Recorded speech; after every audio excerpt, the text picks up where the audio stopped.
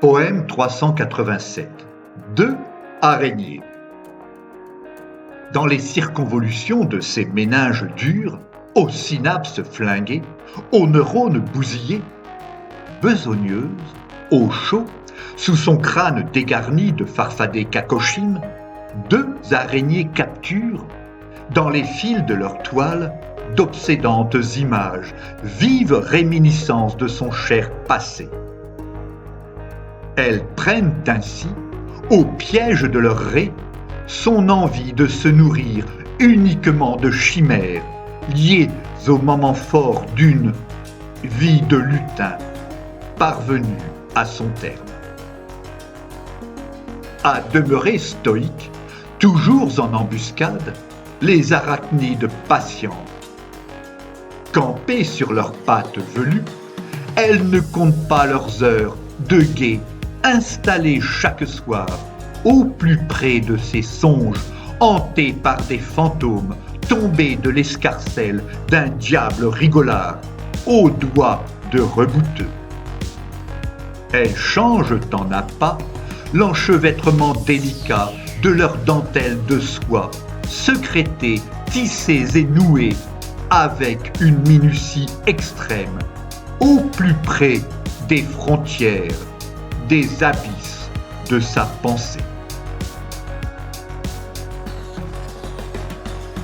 Insensibles et opiniâtres, elles enserrent et étouffent, dans maillages et cordages de leur ouvrage compliqué, les revenants d'une époque révolue, fiefés harceleurs.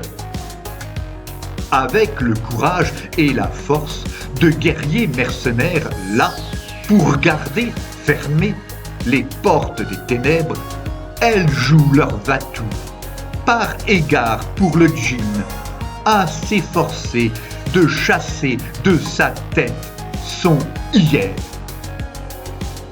Bien étrange migale, elle seule contribue à le libérer de ses jadis, trop lourds à ses épaules.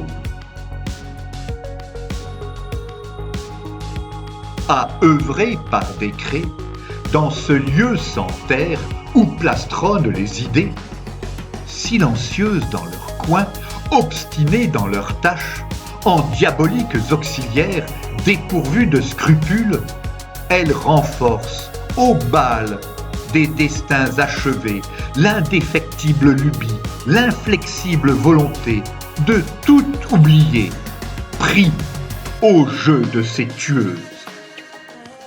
Travail de sape nocturne, le gnome dans le lit y puise un reste de force salvatrice qui l'aide tous les matins à se lever avec la rosée.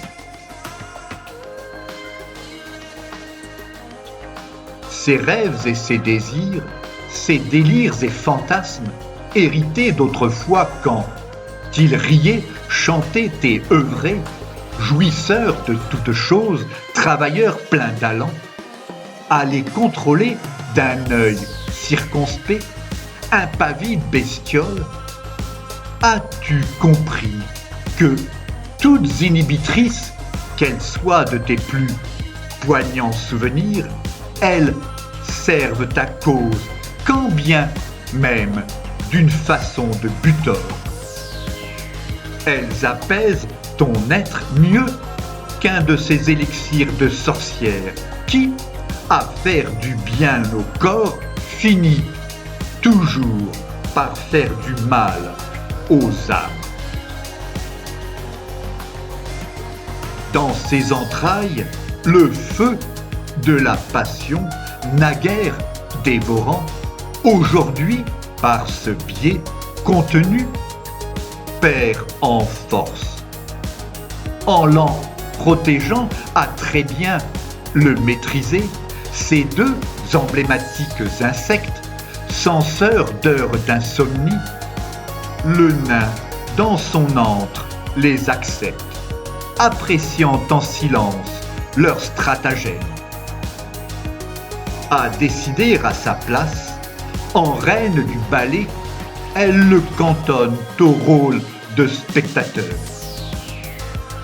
Il les maintient cependant à ce poste, trop heureux qu'elle manipule ces personnages qui l'assaillent, convaincus qu'au soleil de l'aurore, ils disparaîtront d'un coup de magie.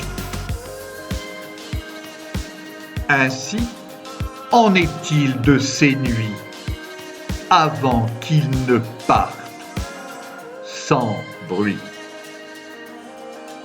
Poème écrit par Philippe Parrot entre le 11 et le 14 juin 2019.